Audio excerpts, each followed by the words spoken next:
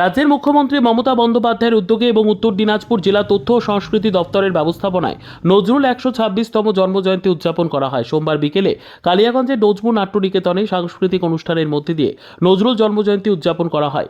মঙ্গল প্রদীপ প্রজ্বলন করে অনুষ্ঠানের সূচনা হয়। উপস্থিত ছিলেন রায়গঞ্জের মহকুমা শাসক কিংসুক মাইতি, জেলা তথ্য সংস্কৃতি আধিকারিক শুভম চক্রবর্তী, কালিয়াগঞ্জের chairman Ramnibas Saha, vice chairman Ishwar Rajar, panchayat সমিতির সভাপতি হিরণময় সরকার, জেলা পরিষদের 3 কর্মাধ্যক্ষ নিতাই বৈশ্য, লতা সরকার, সুন্দর কিস্কু সহ অনেকেই। এদিনের অনুষ্ঠানে 21টি অংশগ্রহণ করে সাংস্কৃতিক অনুষ্ঠানে